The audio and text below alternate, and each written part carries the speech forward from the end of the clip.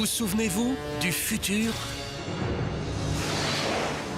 En 1985, Steven Spielberg produit Retour vers le futur, un énorme succès au box-office qui va entraîner 2 suites. En 1989, dans Retour vers le futur 2, Marty McFly voyage dans le futur. Il faut que tu repartes avec moi. Où ça? Mais vers le futur.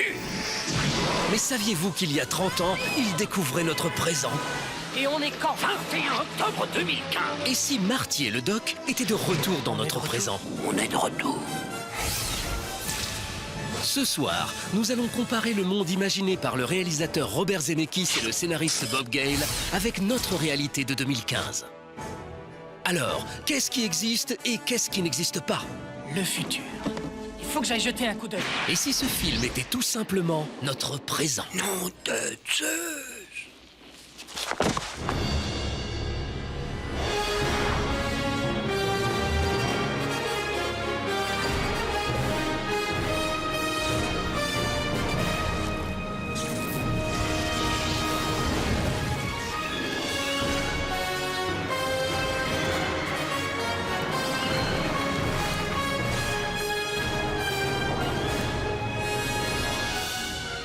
Nous y sommes donc, le 21 octobre 2015.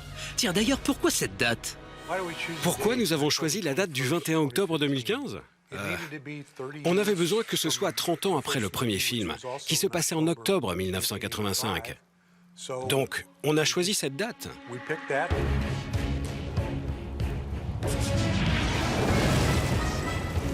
Nom de Zeus, Marty.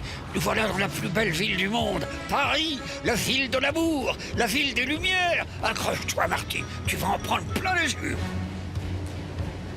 C'est donc maintenant que Marty McFly va découvrir le vrai 2015, notre planète.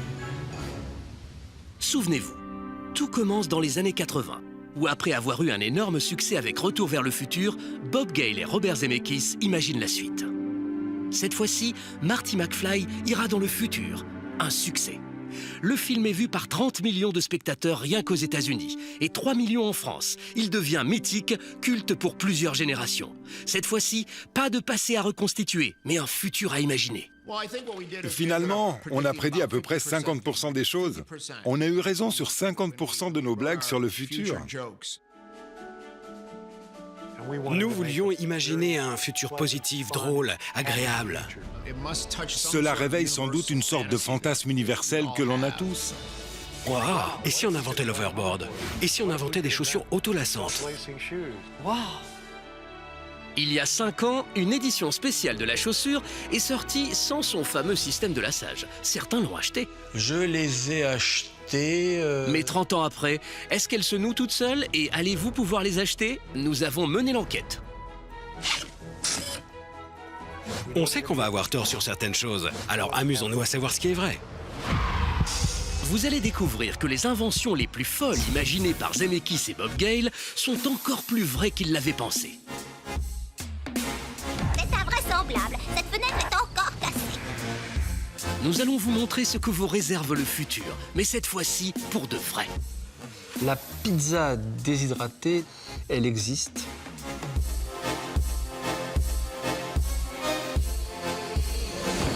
Tout ce que des hommes ont rêvé, d'autres vont se charger de le réaliser un jour. Ça fait 174,50 années. Vous verrez ce soir ceux qui tentent de faire voler les voitures. On n'a jamais pensé qu'on aurait des voitures volantes en 2015. Il y a tellement de gens que j'ai croisés qui étaient un petit peu en colère quand ils ont découvert que l'overboard n'était qu'une blague. 21 octobre 2015, une date unique. Mais est-ce que maintenant, on peut voler sur un skateboard? On a proposé 10 overboards à la vente. Le prix était de 10 000 $. Comme dans le film, est-ce que vos animaux sont aussi connectés? Nom de Zeus! Et votre voiture propulsée à la bière? Vous verrez qu'on n'en est pas très loin. Merci. Merci, monsieur l'inventeur. Merci d'avoir fait ça. C'est vachement réussi. Si j'ai bien fait de jouer dans le film, je suis en train de faire un documentaire 30 ans après. Alors d'après toi? Hé, Doc, vous êtes bien sûr qu'on est en 2015? Personne ne se déplace en overboard. Marty, il faut que tu saches quelque chose. L'overboard a échoué. Ils n'ont pas réussi à faire voler les planches à roulettes. À la place, ils ont inventé les Vélib. Mais ça vole? Non, mais par contre, ça se vole. Tu sais, Marty, la science a moins progressé qu'on ne pouvait l'imaginer. On ne s'en souvient peut-être pas, mais au départ, l'overboard est rose et tout simplement une trottinette. Attendez, petite. Hop là. C'est Marty McFly qui va en faire un skate. Enfin, un... Overboard? Mais où il est? Tiens. Là. Voilà. Il a un overboard!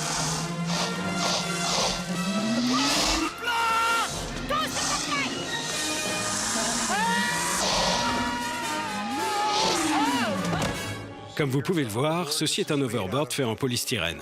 C'est très léger. L'overboard, donc, est un skateboard volant du futur manipulé par Michael J. Fox. Il a comme propriété de s'élever de quelques centimètres au-dessus du sol. Il est aussi expliqué qu'il ne fonctionne pas sur l'eau. L'idée dans mon esprit, c'était quelque chose qui volait seulement à quelques centimètres du sol, avec une sorte de propulsion qui le gardait en l'air avec une force magnétique. Et c'est comme ça que je l'ai toujours imaginé. Et c'est la façon dont on l'a fait dans le film. Mais en dehors du film, impossible pour Michael J. Fox de le faire voler sur le plateau 12 des studios Universal de Los Angeles. Alors comment fait-il pour overboarder? Eh bien c'est surprenant, mais pas d'image virtuelle ou de fond vert, mais que des astuces artisanales. Pas mal de gens pensent que ce film a beaucoup d'effets spéciaux, mais en fait, il n'en a pas tant que ça. Regardez ces images. Michael J. Fox fait du skate tiré par une voiture. Regardez cet autre système ingénieux. Pour donner l'impression que ses poursuivants naviguent sur un skate, ils sont simplement suspendus comme des marionnettes.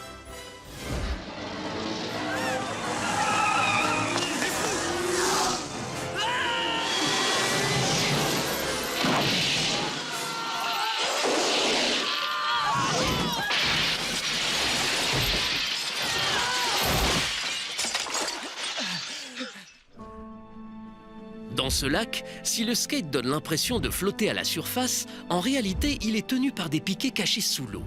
C'est le jeu de l'acteur qui donnera l'impression qu'il surfe.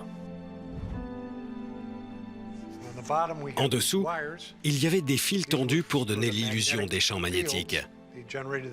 Ces champs magnétiques qui permettent à l'overboard de flotter. Vous pouvez voir aussi, si vous regardez avec attention, ces petites boucles en métal, où là aussi on pouvait tendre un fil à travers pour le faire aller de haut en bas. En 1989, utiliser un ordinateur pour faire des trucages coûtait très cher. Alors, on a fait appel à 4 Marty McFly pour réaliser les cascades. Mais bien sûr, le logo le plus visible sur le skate, c'est celui de la marque d'un fabricant de jouets. L'impression que j'ai déjà vu ça quelque part. On a contacté Mattel. Nous pensions que ça aurait l'air plus réaliste si une marque connue apparaissait sur l'overboard. C'est un secret, mais au début, on a d'abord contacté Swatch, mais ils n'étaient pas intéressés. Une des astuces du film, c'est d'avoir utilisé des marques de compagnie réelles comme Texaco pour l'essence, Toys R Us et les pizzas de Pizza Hut. En mettant le logo Mattel sur la planche, ça a aidé à la légitimer comme un objet appartenant au monde réel.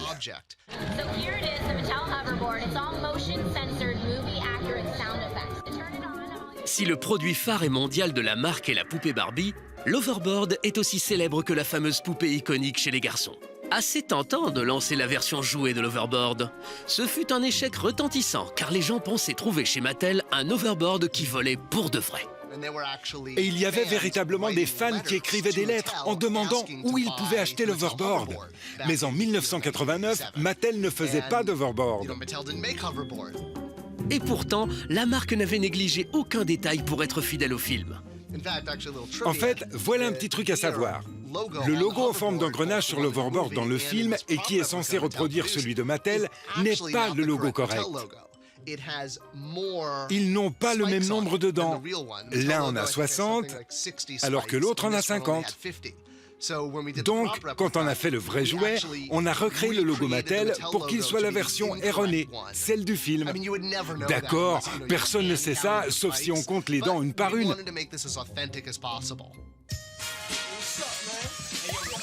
Bienvenue à Santa Barbara, une ville balnéaire et cossue près de Los Angeles. Ici, il y a aussi quelqu'un qui s'intéresse à l'overboard. C'est Christopher Lloyd, qui habite tout près de chez Robert Zemeckis et qui a adoré voir les tentatives de faire exister ce fameux overboard. Tout comme les pionniers de l'aviation qui ont parfois payé de leur vie l'espoir de s'envoler, il y a des nouveaux combattants du plus lourd que l'air qui ont décidé qu'un jour, un skateboard lévitera avec eux dessus. C'est génial. So this is the bottom. This is gonna fill with air and we're gonna have holes in it.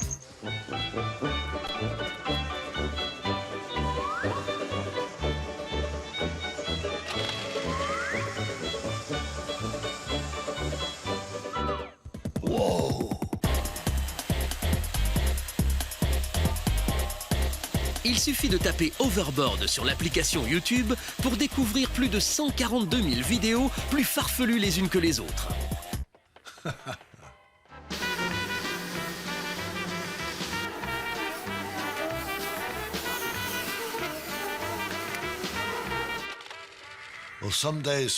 Bientôt, un jour, quelqu'un va inventer un...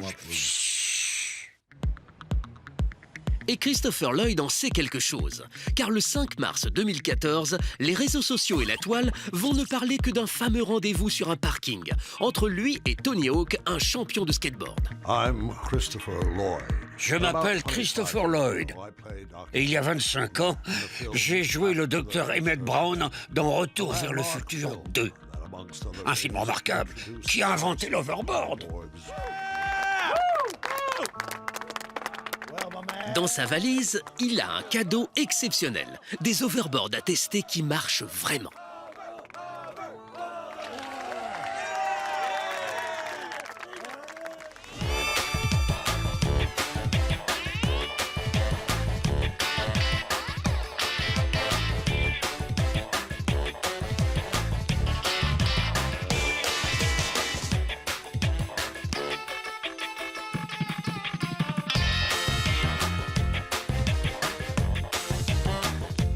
Trop beau pour être vrai. Cela n'est en fait qu'une grosse blague publicitaire pour un site internet Funny or Die. Seulement voilà, beaucoup y ont cru. Oui, j'ai participé à cela, mais ce n'était qu'une farce. Mais il y a beaucoup de gens que j'ai croisés qui étaient un petit peu en colère quand ils ont découvert que c'était une blague et que l'overboard n'était pas réel. En fait, Christopher Lloyd n'était pas loin de la vérité, car ce n'est pas un jour que ça va exister, ça existe déjà. Pour le voir, nous avons pris la direction de Mountain View, près de San Francisco. Nous sommes dans la Silicon Valley. C'est ici que se trouve le siège d'Apple, de Microsoft et également celui de Google. Des mastodontes du futur. Et pourtant, il suffit de faire quelques mètres pour arriver dans ce petit coin caché de Mountain View. Sur ce parking, la blague de Robert Zemeckis a été prise très au sérieux. Pour preuve, sur ce mur, les prototypes des tentatives de faire voler un overboard. Mais tout a commencé par une curieuse boîte blanche. Bon alors, je vais allumer la machine. Alors ça, c'est la white box. On peut la faire bouger dans tous les sens. Bon, pour le moment, elle ne marche que sur du cuivre. Alors il n'y a ni rail, ni aimant dessous. À l'intérieur, il y a nos 4 moteurs. Bon, bien sûr, la mécanique est très secrète. Ce qui va créer un champ magnétique, et quand la box passe au-dessus d'une surface conductrice, ici c'est du cuivre, eh bien ça va créer un courant qui lui-même crée un champ magnétique opposé.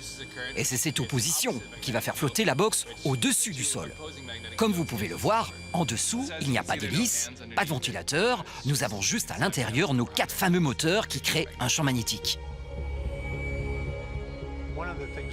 Une des choses qui nous a inspirés à utiliser l'électromagnétisme sont les trains maglev, qui venaient d'être inventés à la fin des années 1980. On était fascinés par les articles sur ce monorail, qui utilisait la lévitation magnétique pour avancer sans friction. C'est la même technologie que la white box, que l'on retrouve dans l'overboard, mais en plus puissant. L'overboard flotte à environ 3 cm du sol, et si vous mettez 180 kg dessus, eh bien la hauteur sera réduite d'1 centimètre.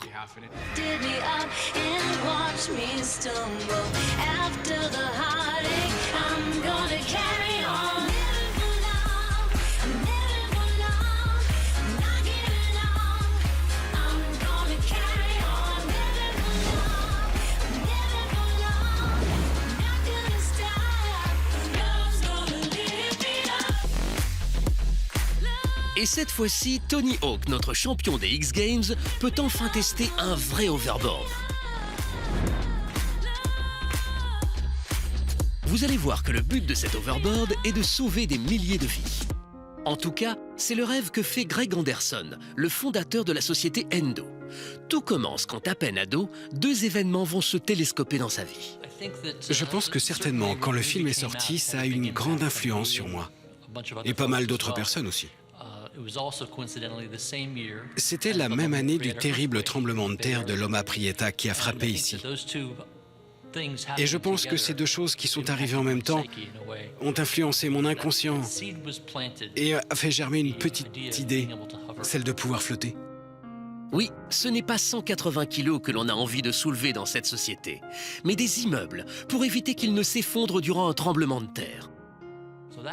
L'idée est venue d'utiliser la lévitation magnétique pour faire flotter un immeuble. Si on peut faire flotter un train qui pèse 50 000 kilos, pourquoi pas une maison?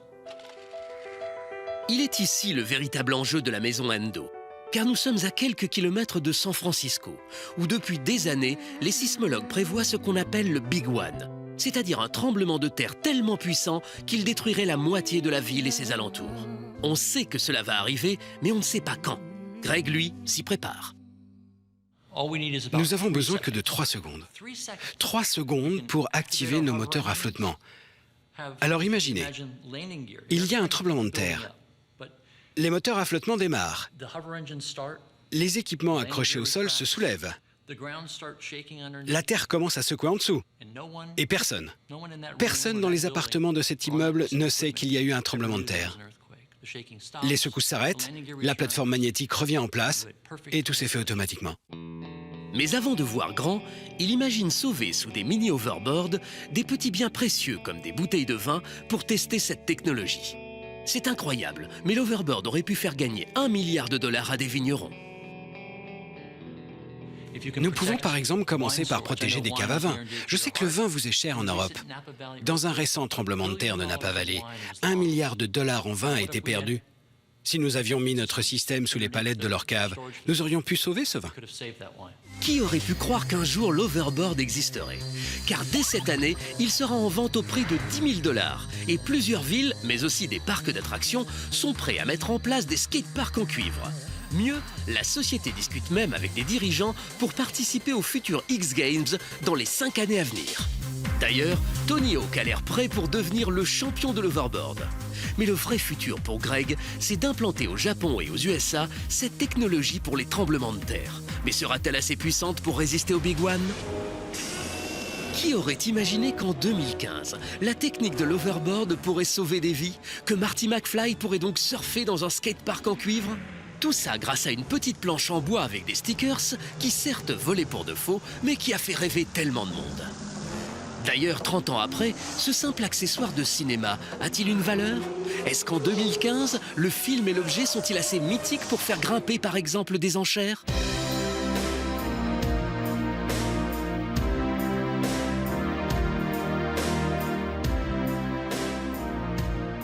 Direction Londres, plus précisément au Westfield Center, un énorme complexe visité par 27 millions de clients par an.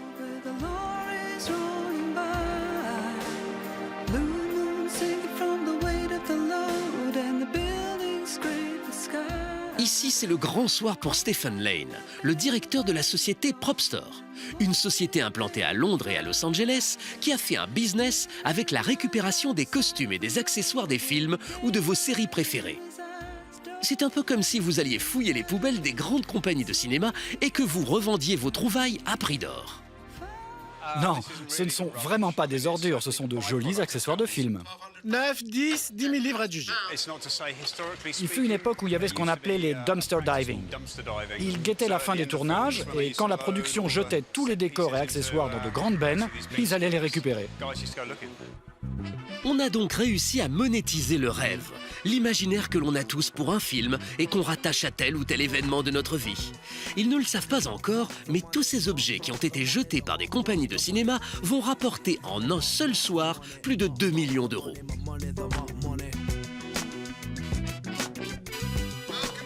Bienvenue aux enchères des accessoires, ici dans cette salle de cinéma, à Londres, en Angleterre.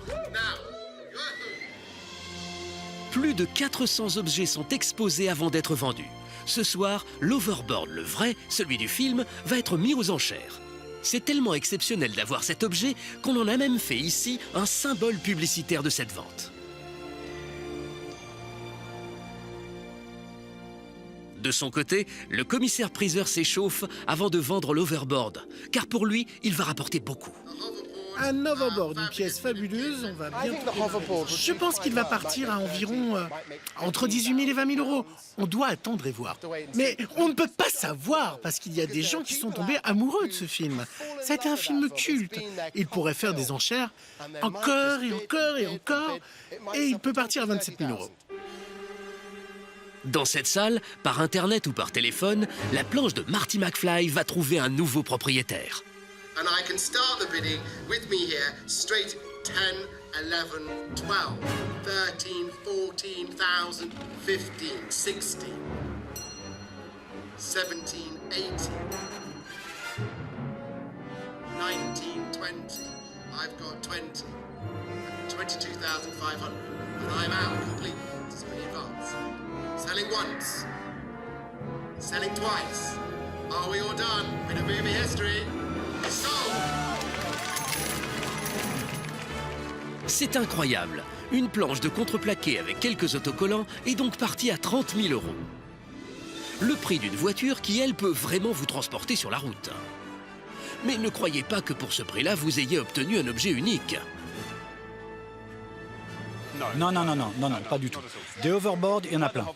Pour un accessoire comme le hoverboard, il y a dû y en avoir une dizaine de fabriqués. Il y en a des légers, il y en a en mousse, il y en a pour aller très vite, la version pour les effets spéciaux avec la barre pour le tenir. Ils avaient une version avec des ressorts pour qu'ils puissent s'élever, ils avaient un autre modèle avec des roues pour avancer. Certains étaient aussi sur des piquets. Donc il y a beaucoup de versions de cet objet. Combien en vente? Un seul. Nous, le vrai Overboard du film, on l'a retrouvé. Il est ici, en compagnie des fameuses Nike, dans les locaux de la société de production de Robert Zemeckis. Ces chaussures ont elles aussi une valeur inestimable et une histoire aussi intéressante que l'Overboard. Nous allons bientôt vous la raconter.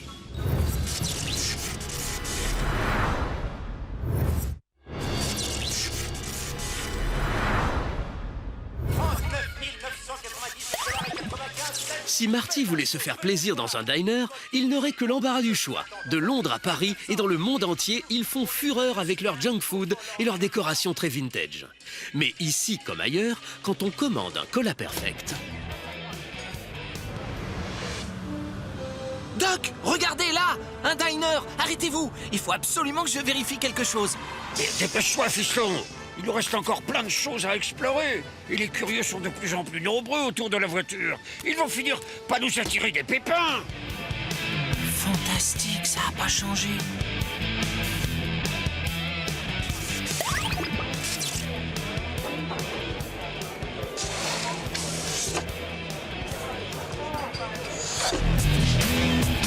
Bonjour, je vais vous prendre un cola parfait, s'il vous plaît. Oh la vache! Doc, c'est horrible! J'aurais préféré ne jamais voir ça. Qu'est-ce qu'il y a, mon garçon? Le cola parfait n'existe pas. À la place, ils ont créé le cola zéro. Ils sont passés de parfait à zéro. C'est absurde. Par tous les pépins de la pomme de Newton, ce monde marche sur la tête, Marty. Ah, il doit bien y avoir un moyen aujourd'hui de trouver un cola parfait. Allez, en route! Si Coca-Cola et Pepsi ont la même bouteille depuis des années, vous allez voir quand même que le film a inspiré la marque Pepsi pour son packaging. On avait un deal avec Pepsi pour le premier film. Ils étaient très heureux de l'image qu'on leur avait donnée. On voulait continuer à travailler ensemble, alors on leur a parlé de la suite et on leur a montré des designs de bouteilles et des logos. C'est intéressant de voir que le logo que nous avons imaginé pour le Pepsi de 2015 ne soit pas au final différent de leur vrai logo, quelques années plus tard. Regardez bien les arrondis du logo du film. Ils sont identiques à ceux qui seront utilisés par la marque après la sortie en salle. Un placement de produit que Pepsi a bien failli rater au profit de son concurrent de toujours, Coca-Cola. En effet, celui-ci distribue Tab, une boisson énergisante qui est présentée dans la publicité comme un véritable fuel. Donc très tentant d'en faire un carburant.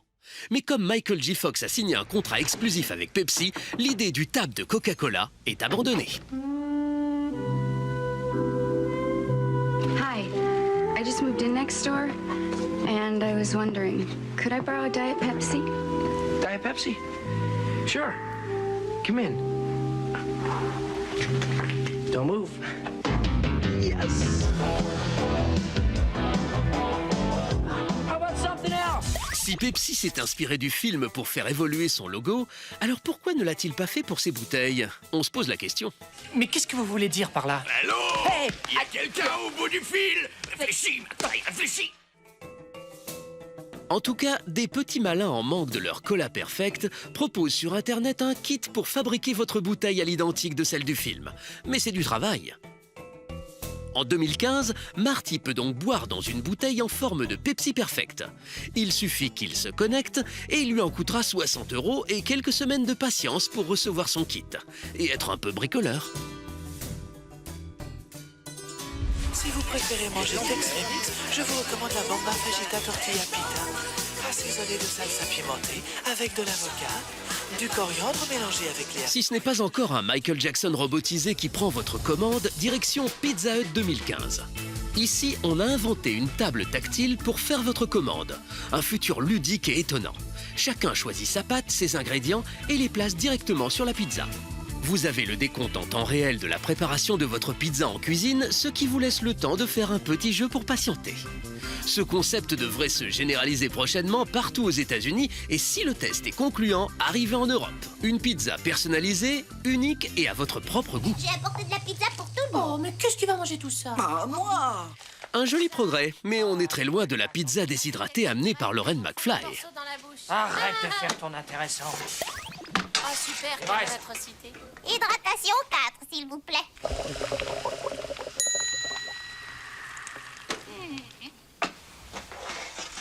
C'est prêt? Le jour où on a tourné cette scène, il y avait 5 ou 6 stylistes pour rendre la pizza la plus appétissante possible, comme on peut le voir dans le film. D'ailleurs, il y avait plus de maquilleurs pour la pizza que pour les acteurs. Et voilà. Et un chef, maman. Personne n'hydrate une pizza comme toi. Non, excuse-moi, j'ai pas entendu ce que tu disais. Et même si elle avait l'air très bonne, personne n'a osé en manger. Un petit sachet que l'on peut emporter partout et pas si futuriste que ça. Et vous allez voir que Thierry Marx, le grand chef étoilé, a lui déjà vu la pizza du film exister. La pizza déshydratée n'existe toujours pas vraiment. Elle existe, je crois que c'est le public qui n'est pas prêt. Mais aujourd'hui, dans les laboratoires de recherche, on sait réhydrater un certain nombre de produits, y compris de la pizza, mais le public n'est pas prêt à l'acheter. Donc il faut toujours attendre le moment où le public va être convaincu que c'est un produit qu'il pourrait consommer. Mais ça n'existe pas vraiment parce qu'on ne sait pas le produire. On sait le faire, mais on ne sait pas le produire en quantité industrielle. Si en 2 secondes on arrive à obtenir une pizza reine, le futur de votre alimentation vous réserve bien d'autres surprises. Les fruits. Sa trace. Les fruits, s'il vous plaît. Merci. Révélation pour Thierry Marx, le futur de l'humain, c'est d'être végétarien. Il y aura beaucoup de diversité, à mon avis, dans le futur. Il y aura une vraie problématique de la gestion de l'eau. On aura des outils plus performants, c'est-à-dire qu'on aura des outils connectés à distance, donc on pourra démarrer des cuissons à distance, ce sera pas mal. Mais en termes de produits, d'ingrédients, je pense qu'on sera plus végétarien que produits liés aux animaux, parce qu'effectivement, la protection de la planète passera par la diminution des élevages. Et ça, c'est quelque chose auquel il faut se préparer. Cette problématique de l'eau va limiter la capacité à pouvoir élever du bœuf, du veau, du cochon et un tas de choses comme ça.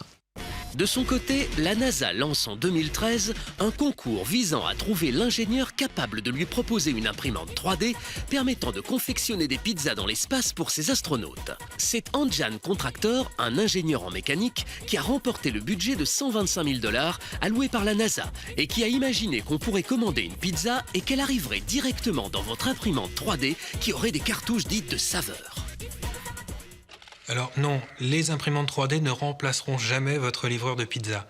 Pour deux raisons. La première, c'est qu'aujourd'hui, les imprimantes 3D, c'est d'abord un usage industriel. Ça a permis de raccourcir la durée de création des prototypes et de faire des économies énormes sur la recherche et le développement. Chez les particuliers, on n'y est pas encore. D'une part, parce qu'il y a des problèmes de droit. On n'a pas le droit de reproduire n'importe quoi. Et puis, alors, là, je parle d'objets, mais parler de nourriture...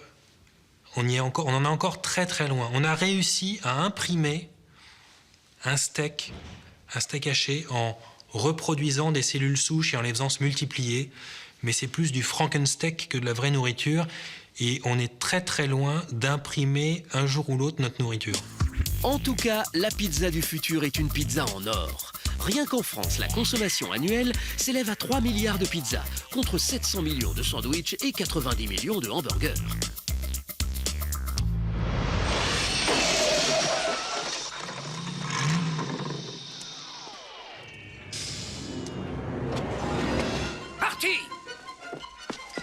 Il faut que tu repartes avec moi. Où ça? Mais vers le futur. Évidemment, pas de futur sans une machine pour traverser le temps. Si à un moment ils ont pensé à un réfrigérateur pour voyager, très vite Bob Gale et Robert Zemeckis vont choisir une automobile construite par une jeune société, la DeLorean Motor Company, du nom de son créateur, John Zachary DeLorean, un ancien vice-président de la General Motors. Il ne va créer qu'une voiture et qu'un seul modèle, la DMC-12. On devait inventer une machine à voyager dans le temps. On s'est dit, qu'est-ce qui serait le plus pratique? Si vous deviez construire une machine à voyager dans le temps pour aller à n'importe quel endroit, à n'importe quel moment, qu'est-ce que ça serait? On a pensé à quelque chose de solide, comme un tank. Comme ça, si on tombe à une époque où il n'y a pas de route...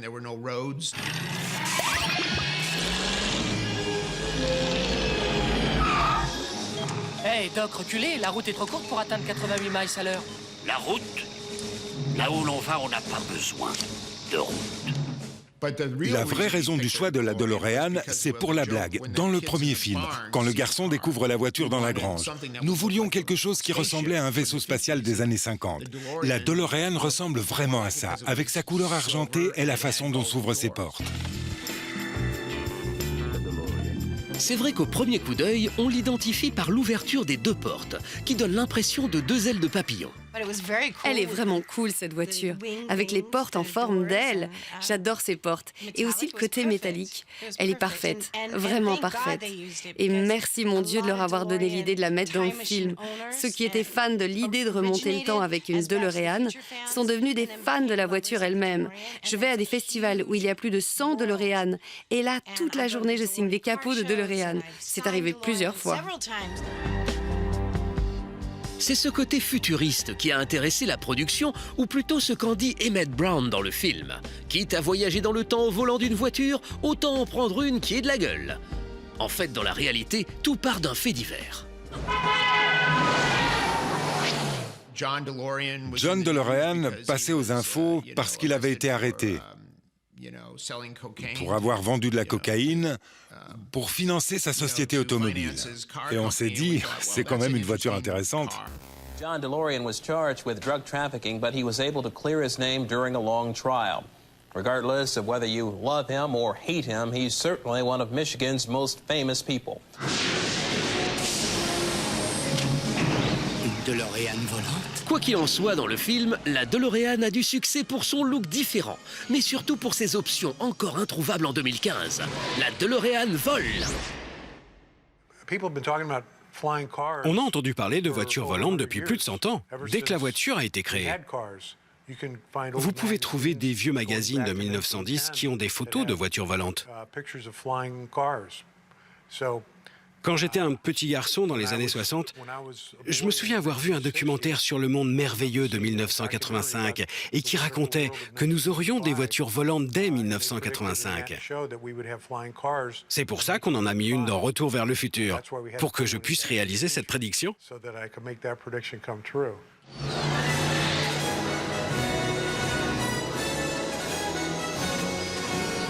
Et pour que cela devienne une réalité, pas simple pour Robert Zemeckis de faire décoller ou atterrir, presque sans trucage, les 1288 kilos de la DeLorean. Et si ici elle flotte presque par magie, en réalité c'est tout simplement un levier qui la retient intégrée au décor. Il suffisait d'y penser.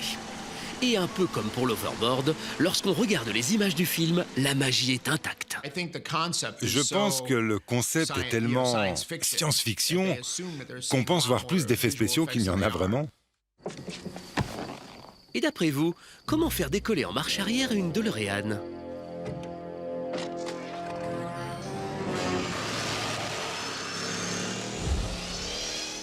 C'est tout simple, une grue pour palette qui elle aussi recule. Mais le vrai coup de génie est dans cette scène. Pile à l'heure. Une DeLorean volante.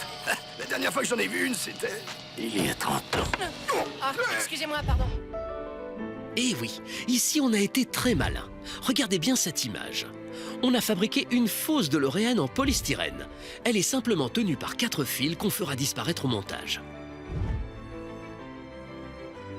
Alors d'après vous, en 2015, une voiture volante, possible ou pas ? De tous les temps, les hommes ont imaginé conquérir les airs. Qui aurait cru que grâce au Concorde, on ferait Paris-New York en moins de 3 heures, le temps d'un Paris-Marseille en train ? Alors pourquoi pas une voiture volante ? Même si de nos jours, le ciel est bien occupé, avec 80 000 avions qui décollent chaque jour de 14 000 aéroports. Bien avant, l'américaine DeLorean s'était fait voler la politesse par l'emblématique déesse de Fantomas. Si le film Fantomas est précurseur, regardez. Dans Retour vers le futur, c'est aussi une déesse qui vole en territoire américain.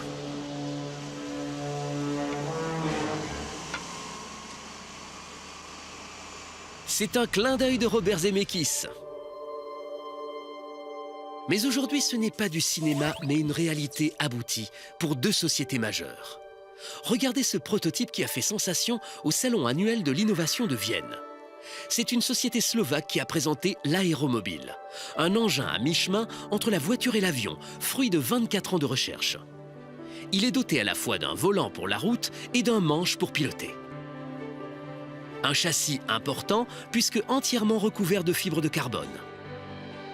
À l'intérieur, la voiture peut accueillir 2 passagers qui ont à leur disposition plusieurs objets high-tech comme un GPS, le pilotage automatique et même, ça peut servir, un parachute.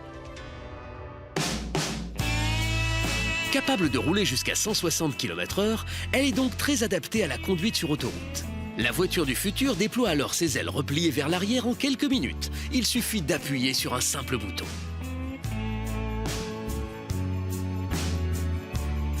Pour tutoyer les nuages, notre aéromobile doit disposer d'une piste de 250 mètres de long au minimum. Une fois en l'air, votre vitesse de croisière pourra osciller entre 60 et 200 km/h. L'engin roule à l'essence classique, dispose d'un seul moteur qui alimente la voiture et l'hélice arrière de l'avion. Côté consommation, c'est plutôt raisonnable, 15 litres au 100 dans les airs, 8 litres au 100 sur route. Vous pourrez atterrir après avoir fait plus de 700 km en vol, c'est son autonomie. Un modèle estimé à environ 227 000 €, mais chez les constructeurs automobiles, on n'y croit pas. C'est quelque chose qui devra suivre les règles et les homologations de l'aéronautique plus que de l'automobile, enfin au moins autant que de l'automobile.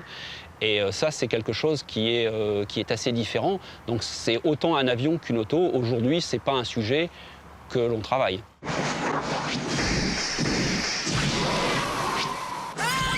J'aurais quand même bien essayé de piloter une voiture volante quand même. J'aurais quand même... ça aurait foutu un bordel. Enfin, j'imagine, à Paris, faire les panneaux de... Mais ça nous aurait... Je sais pas comment Madame Hidalgo s'en serait sortie avec ce dossier. Merde, c'était quoi ça? Un taxi? Comment ça, un taxi? Enfin, je croyais qu'on volait. Précisément. De leur côté, les Américains de Terrafugia préparent aussi leur voiture avion volante. Mais en 2015, on n'a pas encore dans son garage un modèle volant de sa Mini, de son Kangoo ou de sa DeLorean qui décollerait pour vous amener chaque matin au bureau. On est sur des prototypes, on est sur des choses très volumineuses, on est sur des choses qui demandent un permis spécial, il faut savoir piloter. C'est totalement inaccessible au commun des mortels, ça restera des cas très isolés. La voiture qui vole pour tout le monde, ça n'est pas d'actualité, ça ne le sera pas avant très très très très longtemps.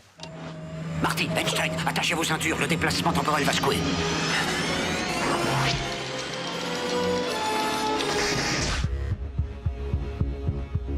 La voiture du futur, elle, se trouve ici, derrière ces bâtiments du centre de recherche du deuxième constructeur européen automobile. Et si cette voiture n'a l'air de rien, elle est révolutionnaire, et ni Zemeckis ni Bob Gale ne l'ont imaginée. Nous avons rendez-vous avec Thierry Lehé, le responsable du pôle voiture autonome et connectée de PSA, pour une expérience digne du futur. Là, on va rejoindre la voie rapide et puis on va à un certain moment laisser la voiture conduire toute seule sur un trajet complet. Donc là, l'adaptation de la vitesse, l'adaptation qu'on appelle latérale à gauche et à droite, et puis aussi la prise de décision. C'est-à-dire que la voiture décidera, s'il n'y a personne derrière et que la voiture devant roule pas assez vite, la voiture décidera de dépasser. Voilà donc le futur, voilà ce que nous avons filmé. Le conducteur va appuyer sur ce bouton. Quand il sera enclenché, la voiture sera autonome. Cela veut dire qu'elle est seule à tout contrôler. On enlève les mains du volant, on les met sur les genoux, la voiture se pilote toute seule. La voiture devant ne roule pas assez vite, donc elle double. C'est elle qui prend la décision de doubler en fonction de la vitesse relative des deux voitures. Et bien sûr, elle vérifie s'il y a des voitures qui arrivent derrière. Si Google a lancé les hostilités avec la Google Car, Mercedes, Audi et les Français de PSA misent tous beaucoup sur cette technologie. Alors imaginez, faire un Paris-Toulouse, sans toucher le volant ni les pédales. La voiture double, accélère, freine, met son clignotant toute seule. Elle est en pilote automatique. Si tous les constructeurs automobiles sont soutenus par tous les gouvernements, c'est parce que la voiture autonome est aussi un gage de sécurité routière. Ces différents capteurs-là vont permettre notamment de traiter toutes les situations de perte de vigilance, de perte d'attention, d'erreurs d'inattention, et donc d'améliorer globalement la sécurité sur la route. Doc, c'est gagné, je l'ai! Bon, t'es gracieux! Bravo, Marty! Dès que j'aurai rechargé le générateur de fusion, je passe te prendre sur... Si la DeLorean du Doc est un petit bijou de technologie, la voiture autonome aussi. Aux quatre coins de la voiture, on a ici des laser scanners qui permettent de gérer tout ce qui se passe dans les coins, les insertions. On va voir devant un radar longue portée, la boule que vous voyez là, et puis une caméra qui permet d'identifier à la fois les lignes et les types d'obstacles. Est-ce que c'est un homme, une moto, une voiture? Et à l'arrière, on a à peu près le même dispositif pour identifier les voitures qui arrivent sur l'arrière et permettre le dépassement. Et sur le toit, il y a un GPS différentiel. On peut connaître la position à 10 cm près. C'est donc une voiture remplie de capteurs qui vous attend. Elle scrute votre moindre clin d'œil ou signe d'endormissement. Elle mesure même votre rythme cardiaque. À la moindre alerte, votre voiture vous le signalera. Mais il y a encore mieux. La carrosserie de votre voiture se transforme au gré de votre voyage. Sur autoroute, elle devient même aérodynamique pour que vous puissiez prendre de la vitesse plus facilement.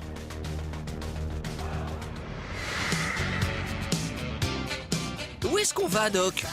Encore un de vos passages pour voyager dans le futur? Non, mon garçon, ça c'est juste un parking. Moi aussi, il faut que je vérifie quelque chose, mon garçon. fantastique! Ils l'ont fait! Ils l'ont fait! Ça marche, Marty! En 1989, Bob Gale avait imaginé que pour atterrir depuis le ciel, il valait mieux voir si votre place était disponible avant d'atterrir. Si le scénariste a inventé le trottoir lumineux, dans les parkings Vinci, cette invention a tout changé. Ça m'éclate. Lui, c'est Serge Clément. Il règne sur 1 900 000 places de stationnement dans plus de 14 pays. C'est le roi du parking et du business. Plus de 700 millions d'euros de chiffre d'affaires. On pourrait l'imaginer loin de l'univers de Retour vers le futur, mais quand on lui montre cet extrait, vous allez voir qu'il a inspiré une des inventions de sa société. Ce qui est extraordinaire dans ce film, c'est qu'il y a beaucoup de choses finalement qui se sont réalisées, dont ce qu'on appelle le guidage à la place. Le guidage à la place dans un parking, c'est vous avez des lumières vertes et des lumières rouges qui vous permettent à distance de voir les places qui sont libres ou les places qui sont occupées. On s'est rendu compte qu'en mettant en place ce système, les gens passaient beaucoup moins de temps à chercher une place dans le parking. Donc ça veut dire gain de temps, ça veut dire économie de CO2, ça veut dire moins de pollution. Mais ce qu'il y a de plus étonnant avec ce trottoir bleu et rouge dans le film, c'est que 30 ans plus tard, dans la vie réelle, c'est devenu un business. On s'est rendu compte que dans les parkings, notamment les parkings qui étaient saturés, ça permettait d'optimiser la fréquentation. Alors pas de beaucoup, de 1 ou 2%. Mais à l'échelle du nombre de parkings et de places. Donc ça générait finalement un gain financier pour nous. À 10 000 km de là, Bob Gale aurait-il pu imaginer que 2 couleurs sur un trottoir dans un film feraient gagner de l'argent à une société française en 2015 ? Je n'en avais aucune idée. Et merci, monsieur l'inventeur. Merci d'avoir fait ça. Chez les constructeurs automobiles, le parking de demain est aussi un enjeu. L'autre technologie embarquée dans ces voitures, c'est l'autoparking. C'est incroyable. Vous la laissez à l'entrée d'un parking public et votre voiture va démarrer, trouver une place et se garer toute seule. De la même façon, elle viendra vous chercher à l'entrée du parking quand vous aurez fini vos courses, par exemple.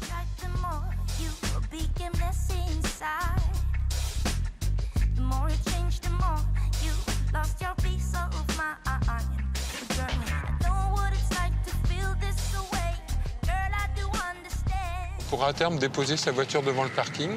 Le parking indiquera où sont les places libres et la voiture suivra le parcours pour aller jusqu'aux places libres, se garer, payer automatiquement le parking, d'ailleurs au passage, et puis reviendra lorsqu'on le demandera à l'entrée du parking pour qu'on puisse la reprendre. Ne croyez pas que c'est de l'anticipation. C'est votre futur dans moins de 5 ans.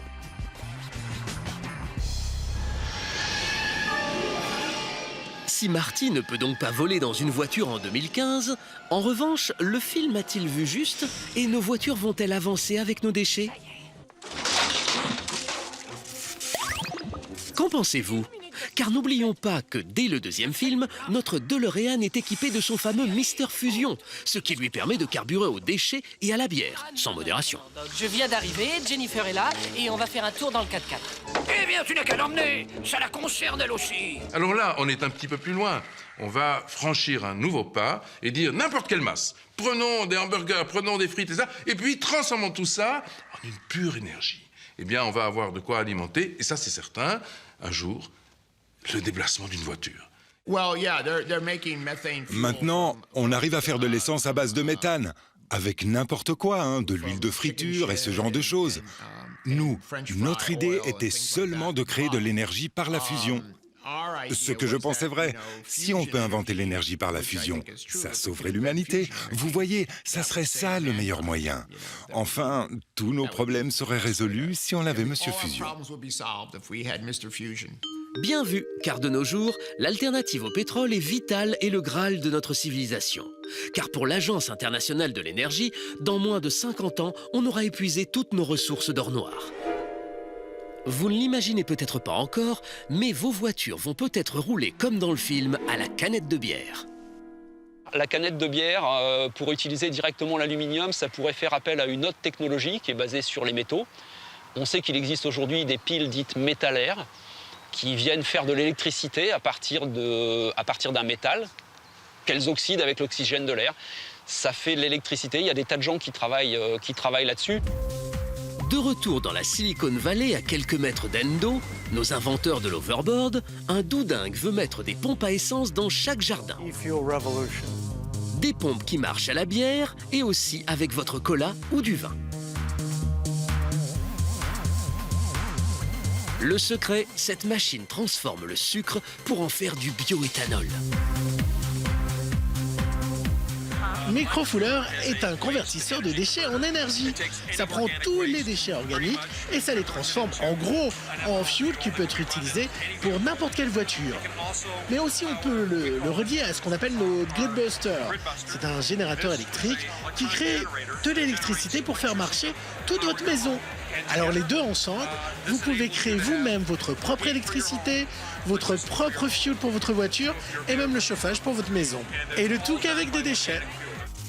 Encore une fois, 30 ans en arrière, Bob Gale et Robert Zemeckis avaient pensé à notre énergie du futur.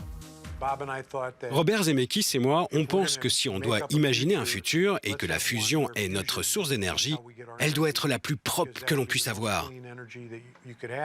Quand on fantasme sur un futur merveilleux, autant imaginer de l'énergie pas chère. Et la fusion des déchets permet ça. Mais ne croyez pas que la motivation de Thomas Quinn est le bien de l'humanité, car derrière cette invention, plus imposante que le mixeur du Dr Emmett et soutenue par Arnold Schwarzenegger, se trouvent deux sociétés fabricantes de bière et de soda. Doc, c'est quoi cette odeur? Ne me dites pas que la DeLorean marche avec du... Mais non, Marty! C'est juste que j'ai marché dans une désœuvre de mon chien Einstein ce matin. La DeLorean marche toujours au détritus, Marty! Pas d'inquiétude! Direction la banlieue de Londres. Lancé depuis peu au Royaume-Uni, un biobus relie la ville de Bath à l'aéroport de Bristol. Et même s'il n'a l'air de rien comme ça, il carbure avec vos excréments. En effet, le bus est alimenté par du biogaz, un gaz naturel produit par la fermentation des déjections humaines, des eaux usées et des déchets alimentaires. Selon la firme conceptrice qui exploite cette source d'énergie, les déchets annuels de 5 individus permettent de faire le plein de gaz pour couvrir une distance de 300 km. Les cacas d'une année d'une personne peuvent ainsi alimenter le bus pour 60 km. Bravo à Bob Gale et Robert Zemeckis. Nos véhicules vont donc avancer avec nos propres déchets, de toutes sortes. Ayez une confiance totale dans les stations à l'étoile. Niveau d'huile, contrôle du train d'atterrissage. Mais en 2015, l'essence est toujours notre énergie principale. Et surprise, comme le film l'avait imaginé en 1989, finit la corvée du plein. On approche sa voiture et le robot fait le reste. Ça se passe en Hollande.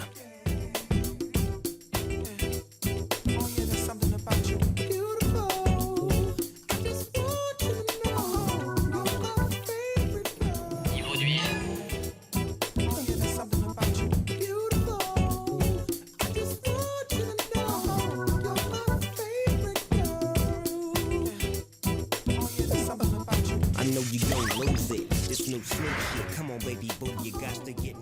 Les voyages dans le temps sont beaucoup trop dangereux. Mieux vaut que je me consacre à l'étude de l'autre grand mystère de l'univers. Et ce grand mystère, c'est comment les Nike se lassent toutes seules. Mais Robert Zemeckis va-t-il vous révéler ce secret? Comment on a fait? C'était juste... vous savez... Enfin, je vais quand même pas vous dévoiler nos petits secrets, nos ruses.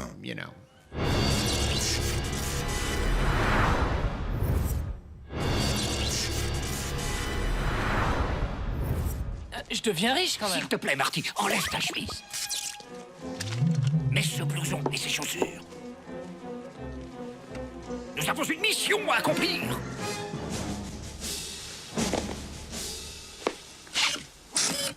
Lassage automatique, waouh!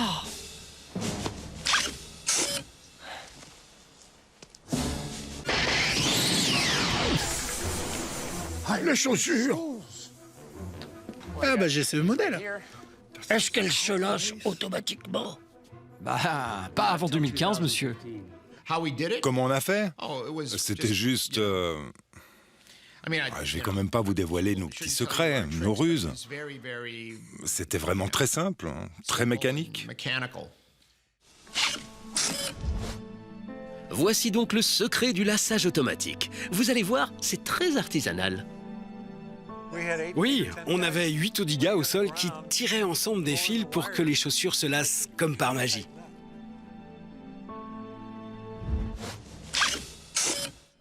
Et action! Lui, c'est Frank Marshall, un des associés de Steven Spielberg dans Amblin Entertainment. C'est aussi le producteur d'un tas de films à succès, les Gremlins ou les Goonies, et surtout le dernier Jurassic World. C'est lui qui a décidé d'appeler la célèbre marque pour Retour vers le futur 2.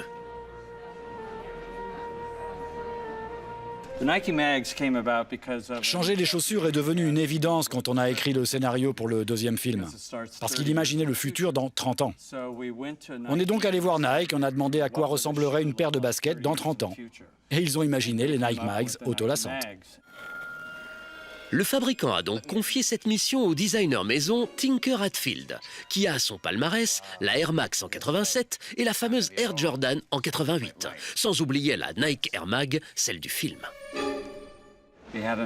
Au départ, dans le deuxième volet, ils ont l'idée d'envoyer Marty McFly dans le futur. Alors bien sûr, c'est la DeLorean qui l'amène, mais il fallait aussi d'autres éléments pour indiquer que l'on était bien en 2015. Comme les vêtements ou encore les baskets. Et surtout, il fallait que ça reste crédible. J'étais très excité à l'idée d'être totalement libre pour créer. Vous savez, c'est une vraie chance pour un designer de ne pas avoir de contraintes pour faire une chaussure. Regardez ce document unique. C'est le dessin original de Tinker Hatfield et tout y est déjà. Les lumières sur le côté, le logo en néon et bien sûr le lassage automatique. Une basket tellement convoitée que ça a donné une petite idée à Michael J. Fox pour récolter des dons pour sa fondation. Il y a plus de 20 ans, Marty McFly apparaissait avec ses chaussures dans Retour vers le futur 2. Aujourd'hui, c'est le futur et Nike se joint à ma fondation pour lutter contre la maladie de Parkinson. Nous avons en ce moment 150 paires Nike Mag de 2011 en vente tous les jours sur eBay jusqu'au 18 septembre. Ces fonds permettront à ma fondation de poursuivre ses recherches qui peuvent transformer la vie de ceux qui ont un Parkinson. Faites une enchère. Il faut dire que c'est un vrai enjeu pour Michael J. Fox et pour la marque, au point de tourner une publicité avec les moyens d'un film. Tout le monde est là. Le designer de la chaussure, Tinker Hatfield, Donald Fulilove, acteur dans le film numéro 1, numéro 2, et bien sûr, Christopher Lloyd. Nom de Zeus, le convecteur temporel a du mal fonctionné. Mais ici, il y a des gens qui comprennent ce que raconte ce mec. Pas avant 2015, monsieur. Mais on est en 2015. On est en 2011, monsieur. Nom de Zeus, le convecteur temporel a du mal fonctionné. Monsieur, allez, viens.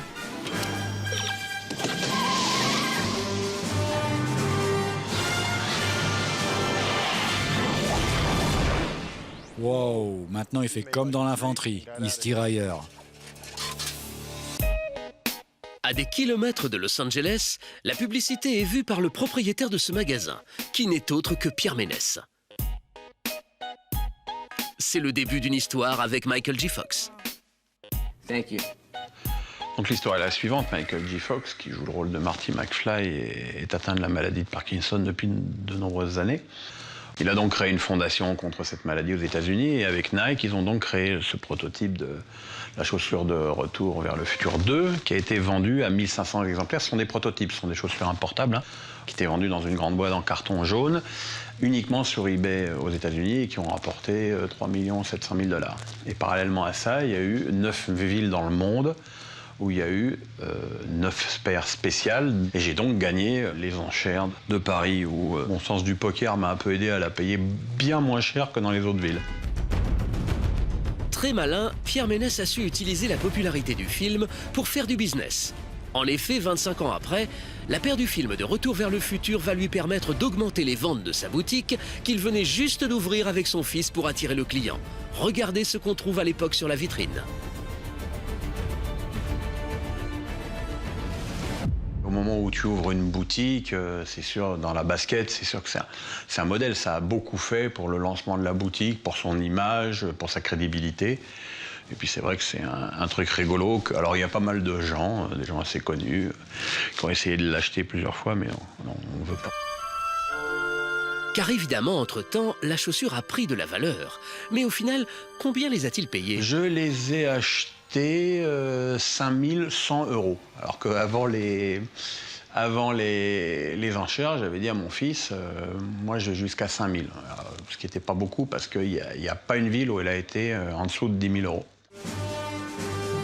Si dans le film on a envie que tout soit vrai, bien réel en 2015, avec l'Overboard, l'existence de la chaussure de Marty McFly est notre premier fantasme.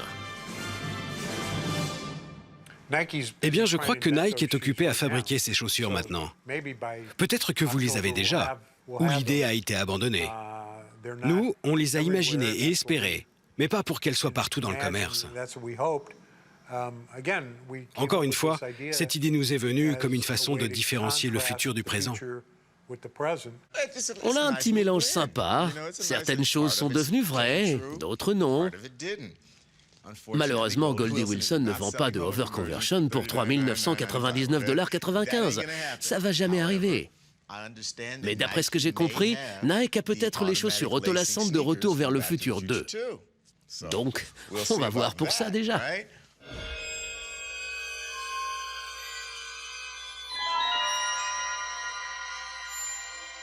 Alors oui, on en rêve tous. Peut-être un jour, vous rentrerez dans ce magasin et vous choisirez la paire de chaussures qui va parfaitement à votre taille et qui se lassera toute seule.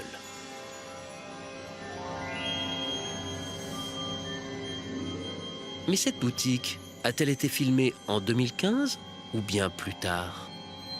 Qui sait?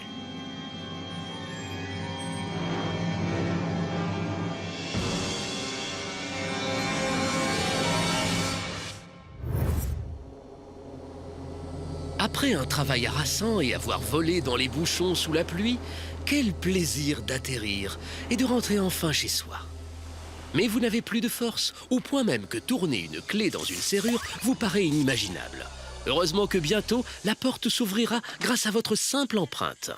Fini les clés qu'on perd ou qui déforment votre poche. Et oui, on n'a rien trouvé de mieux que votre pouce, car sauf accident, on l'a toujours sur soi. Et ça, Bob Gale l'avait bien imaginé il y a 30 ans, que ce soit pour ouvrir une porte, signer une pétition ou même payer votre taxi. Dans le film, on peut aussi payer avec son pouce, et on utilise son empreinte pour s'identifier. Donc on a bien prédit ça. Presque 30 ans après le film, au quotidien, les utilisateurs d'iPad ou d'iPhone s'identifient avec leurs empreintes. Ce qu'ils ont de plus précieux, leurs contacts, leurs messages, leurs mails, ne tiennent plus qu'à un doigt. Fini le voleur, le conjoint ou le collègue indélicat. La parade de l'empreinte est pour Apple la solution pour rester discret. Surtout qu'un code est la chose que les gens oublient le plus facilement et que les hackers font sauter tout aussi facilement. Les banques vont même remplacer la carte bleue par votre pouce ou votre majeur. Ça existe déjà en Pologne.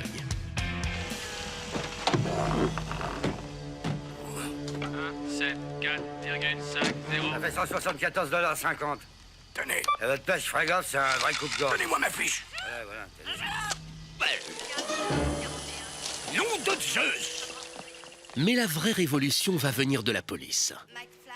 Ce n'est plus le contrôle d'identité, mais le contrôle d'empreinte. Fini vos papiers, s'il vous plaît. Et bonjour à votre pouce, s'il vous plaît. Mais qu'est-ce qu'elles lui font, Doc? Elles prennent ses empreintes pour contrôler son identité. Comme les empreintes ne changent jamais, elles en déduisent qu'elle est la Jennifer du futur. Les policiers seront dotés d'iPad et matcheront votre empreinte avec le fichier de la police.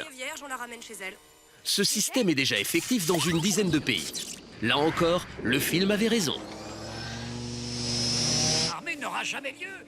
Et quand Bob Gale et Robert Zemeckis pensent que le pouce va devenir une clé, ils imaginent aussi les dérives qui vont avec. Comme je l'avais prévu, mais qu'importe, on va chercher Jennifer et on va! Si vous regardez avec attention le plan avec le journal, on a mis plein de petits titres et de petits articles sur la gauche de la une. Et l'un d'eux était « Le gang du pouce a encore frappé ».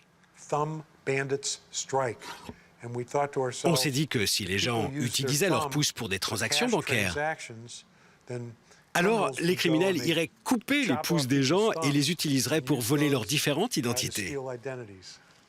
La biométrie va servir de clé d'échange aux transactions financières de plus en plus. On le voit avec les téléphones portables qui vont servir à payer de plus en plus souvent.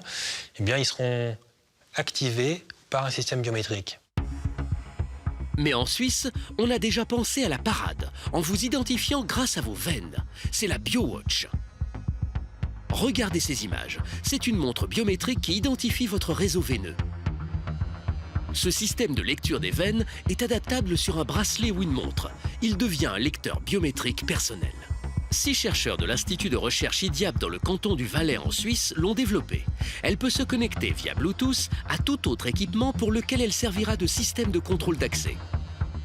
Une invention qui a de l'avenir, car l'empreinte est de plus en plus imitée et de moins en moins fiable. L'empreinte digitale va montrer ses limites parce qu'elle a déjà été craquée par des hackers. Donc on cherche des systèmes plus sûrs que l'empreinte digitale qui pourraient passer par notamment l'empreinte vocale qui est plus difficile à imiter.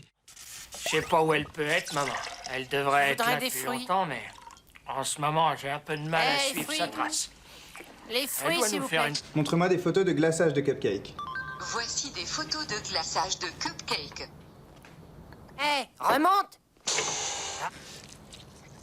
Ok Google, vous trouvez des cupcakes à Paris? Voici les fiches correspondant à un magasin de cupcakes à proximité du lieu, Paris. Allô, ici, s'il vous plaît. Salut, Super M. Comment ça glande, McFly? Salut, Needles. De plus en plus, on peut faire à peu près tout à la voix. Microsoft vient de sortir un système concurrent du Siri d'Apple très poussé, qui a même le sens de l'humour. On peut lui demander de vous raconter des blagues et il le fait. C'est assez réussi. Canal Culture, non. Je veux les chaînes 18, 24, 63, 109, 87 et la météo. Une maison où tout est commandé à la voix. Apple, Microsoft, Android ne jurent que par cet organe. Vous devriez reprogrammer votre installation, c'est dangereux d'entrer sans lumière. Lumière? Bon. Dans le vrai 2015, si Marty arrivait chez lui, ça pourrait se passer ainsi. Allumer la lumière, la bouilloire avec son smartphone ou depuis son téléviseur, cuisiner sans risque de rater sa recette, à l'aide d'un autocuiseur connecté ou une table qui affiche la recette, passer l'aspirateur, démarrer son lave-linge depuis son bureau. Tous les appareils de notre intérieur peuvent donc se décliner en objets intelligents, dans le but d'améliorer notre confort ou de nous faire gagner du temps. Mais jusqu'où ira le tout connecté ? Alors la suite de la maison connectée, après on peut pousser les raffinements comme n'importe quel objet aujourd'hui peut être connecté, n'importe quel objet peut être activé à distance, communiquer avec d'autres, donc on peut rentrer dans une somme de raffinements, la seule limite c'est l'imagination. L'autre limite commerciale c'est évidemment quel intérêt voit l'utilisateur lambda à adopter ce type d'objet. Après les êtres humains, c'est Kiki et Brutus qui vont être connectés.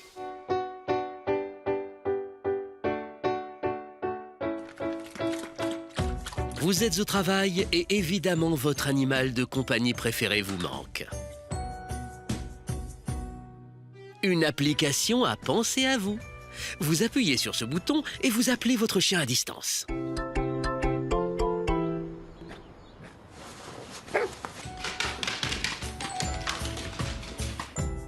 Hi, Sadie. Ah, quel bonheur de voir le visage de votre toutou. Such a good girl.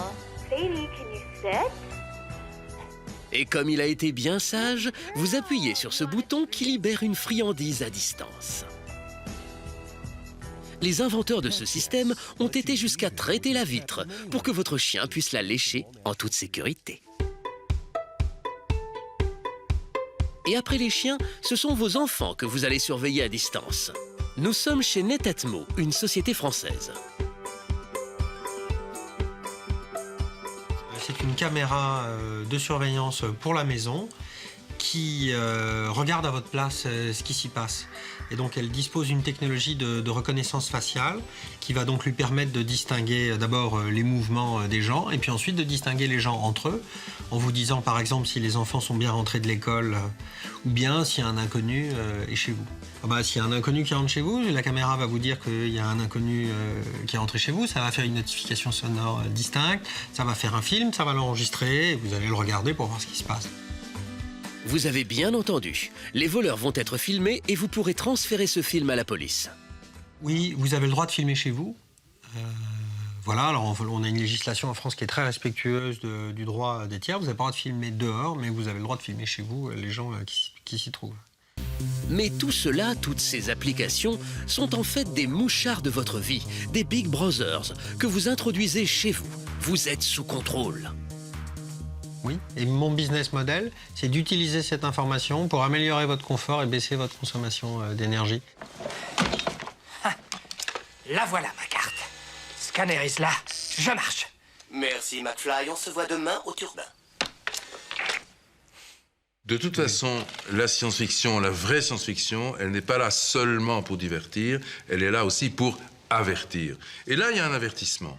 Un avertissement qui nous engage à regarder de face et être véritablement concerné par ce regard que l'on porte sur ce que l'on appelle aujourd'hui les big data. Les big data qui entrent de manière infiltrante dans la vie quotidienne à travers nos portables, nos mobiles, nos plateformes et bien d'autres choses encore, les réseaux sociaux, etc.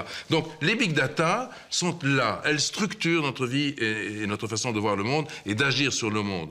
Mais attention, c'est ce que nous disons Igor et moi quand on parle de big data, faisons garde, prenons garde à ce que les Big Data ne deviennent pas Big Brother.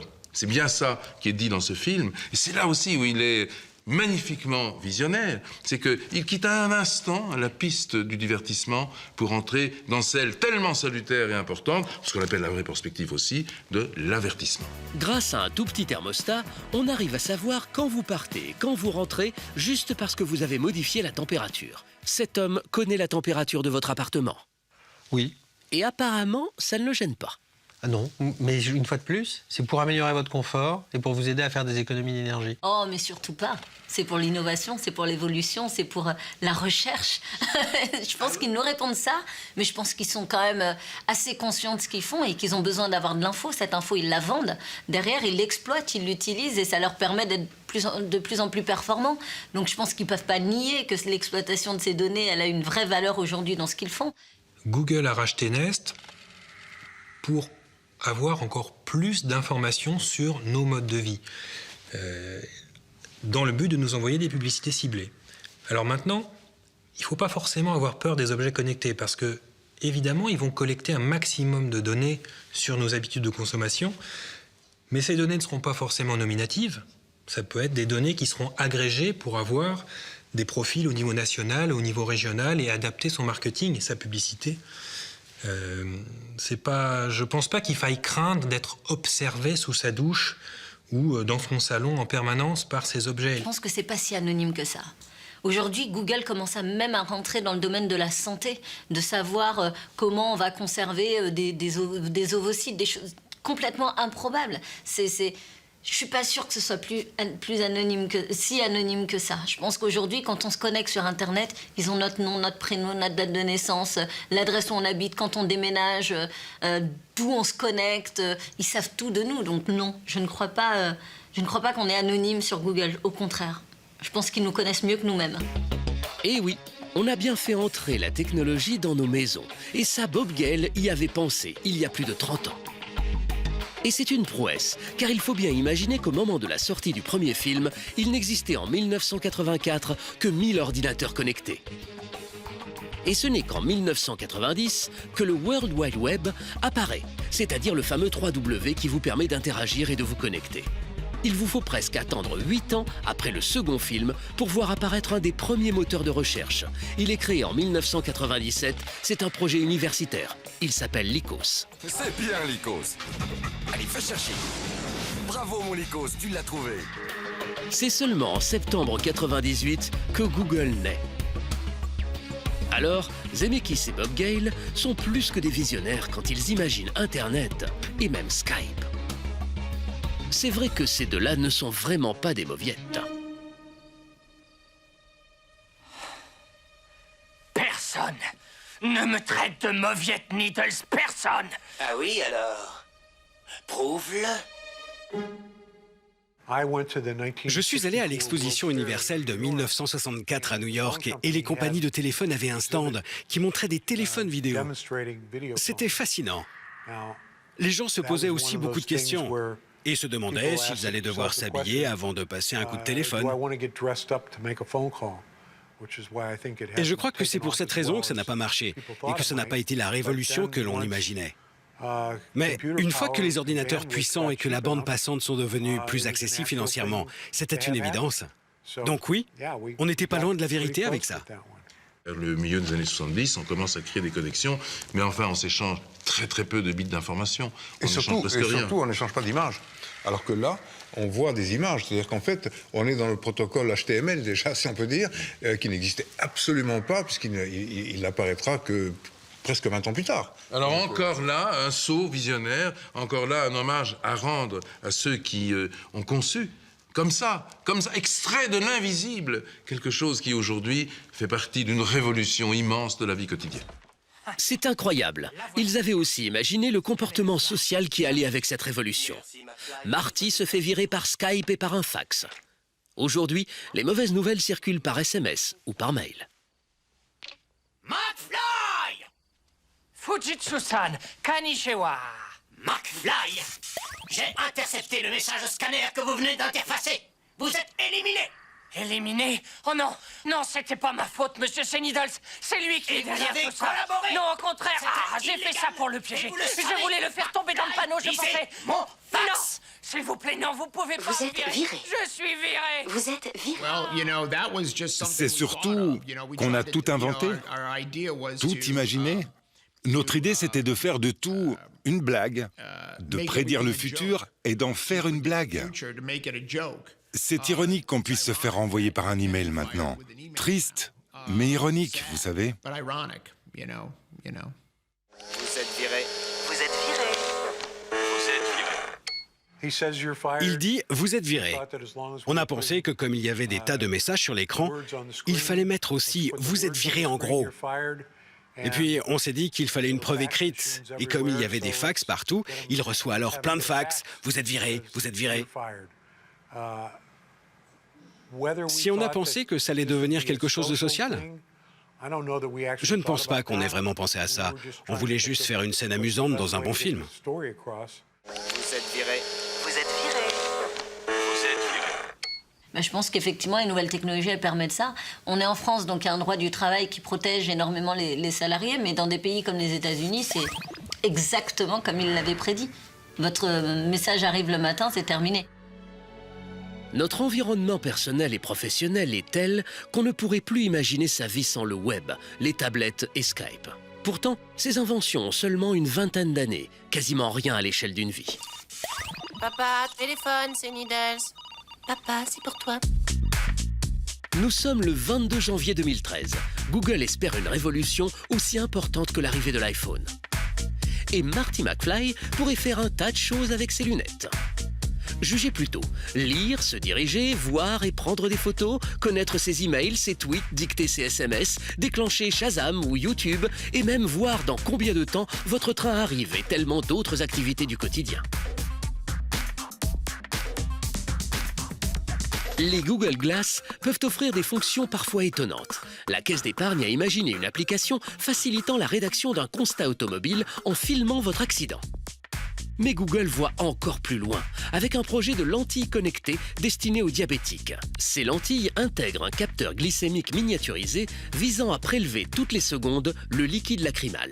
Grâce à une puce intégrée, les données sont transmises au smartphone du patient et l'alerte sur ses besoins d'insuline. Mais pour le moment, Google a fait marche arrière et a stoppé les Google Glass.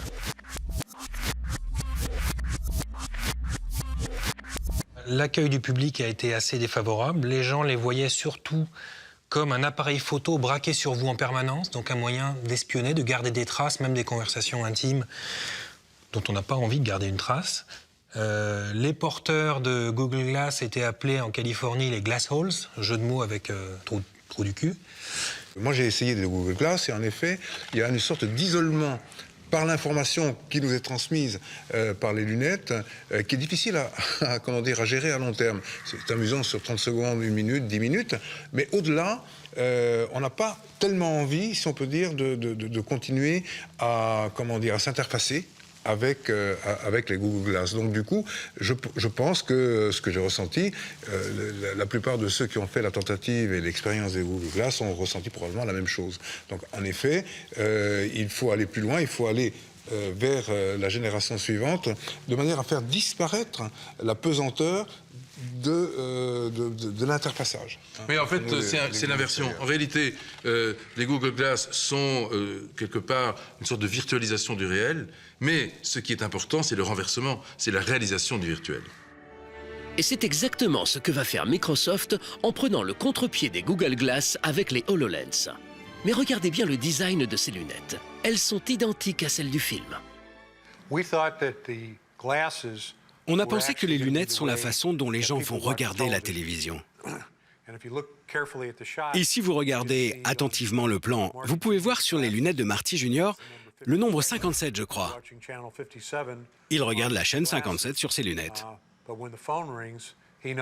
Quand le téléphone sonne, il sait que le téléphone sonne. Et Marlène, la sœur, le sait aussi. « Papa, téléphone !» Et ils savent même qui appelle.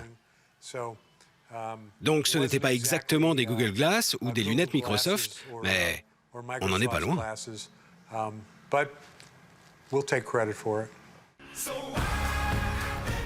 C'est donc l'inverse des Google Glass. Fini les informations qui s'affichent sur un écran. Avec les HoloLens, vous êtes dans une virtualité sur laquelle vous pouvez agir. Il s'agit en fait du premier ordinateur holographique autonome, sans fil, sans téléphone et non connecté à un PC. C'est une révolution, comme l'hologramme des Dents de la Mer numéro 19. Vous voyez devant vous des objets, des humains en 3 dimensions, mais dans votre salon. Des tutos à distance, des jeux qui donnent l'illusion d'être cachés dans votre mur, la virtualité devient presque réelle. Le film a vu juste en affublant ses personnages de lunettes destinées au loisir. Pour regarder un film, ça existe déjà, c'est pas très répandu. En revanche, ce qui est en train de monter et ce qui est très attendu par toute la communauté des fans de jeux vidéo, ce sont les casques de réalité virtuelle qui vont pouvoir vous plonger complètement à 360 degrés dans un jeu en enfilant simplement ce casque et on tourne la tête et le monde virtuel tourne avec vous. Les HoloLens permettent d'intégrer de la réalité augmentée dans ce que vous voyez.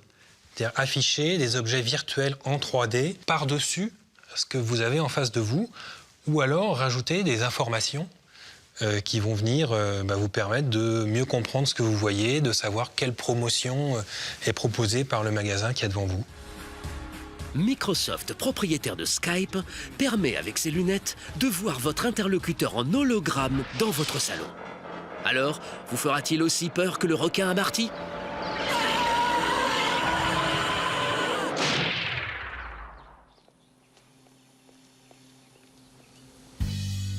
Bob Gale et Robert Zemeckis ont même imaginé qu'en 1995, Diana serait à notre époque la reine d'Angleterre et viendrait visiter Washington. L'histoire future a été modifiée et en voici la preuve. Et que Max Spielberg, le fils de Steven, réaliserait Les Dents de la Mer numéro 19. Mais ils ont tous un regret, celui de ne pas avoir imaginé l'objet le plus incontournable de notre civilisation. Oui, le problème avec prédire le futur, c'est qu'on le sous-estime toujours. Nous n'avions pas pensé au téléphone portable. Ils n'avaient peut-être pas pensé au téléphone portable, mais regardez. C'est étonnant, ils avaient imaginé une montre connectée il y a 30 ans. Voici le dessin du projet. La marque en question a refusé de participer. Voilà pourquoi ça n'apparaît pas dans le film. Robert Zemeckis, Steven Spielberg, Bob Gale nous ont fait tellement rêver d'un monde futuriste que l'on a envie que Bob Gale imagine notre futur dans 30 ans. Voyons ça. Qu'est-ce qui se passerait en 2045 ? Je pense qu'il va y avoir des avancées médicales majeures. Je pense que les gens vont vivre beaucoup plus longtemps que maintenant. J'espère que certaines maladies qui nous tuent seront éradiquées. Je ne pense toujours pas qu'on aura des voitures volantes. Je ne sais pas si on aura des overboards. Peut-être que oui. Espérons alors qu'en 2045, les robots n'auront pas remplacé l'homme. Ce sera un challenge de préserver notre humanité, tout en profitant des avantages de la technologie. Oh la vache, Doc! Quel voyage! C'est pas mal 2015 quand même. Bon, on va où? C'est quoi cette date sur le compteur?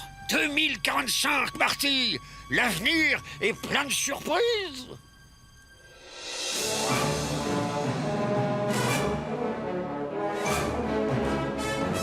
Nous sommes au mois d'octobre, le mercredi 21 de l'an 2015. On est en 2015? Vous voulez dire qu'on est dans le futur? Ok, bonjour, au revoir, on se parle demain, et si on n'a pas le temps, on se parle hier. Le futur, c'est quoi? Le futur, c'est comme le passé, mais à l'envers, ok? Hydratation 4, s'il vous plaît. Une pizza déshydratée, que ça prenne 1 seconde ou 2 heures, le principal, c'est que ça soit bien gourmand, bien croquant. Moi, quand c'est bien gourmand, bien croquant, je suis content. Fonction séchage. Séchage en cours. Votre blouson est sec maintenant. Écoutez, sur cette question, je suis comme votre blouson, je sèche automatiquement, hein. Et pourquoi? Tout simplement parce que moi je suis la mode. Je n'ai pas à me poser des questions sur le futur de la mode, je suis la mode. Je suis le passé, je suis le présent, je suis l'avenir, hein. Je dis ça en toute modestie, hein.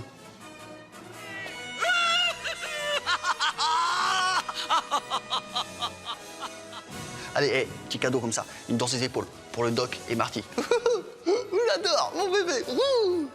Oui, je sais, vous m'avez aidé à retourner dans le futur, mais me revoilà. Je suis de retour du futur. Nom de Dieu!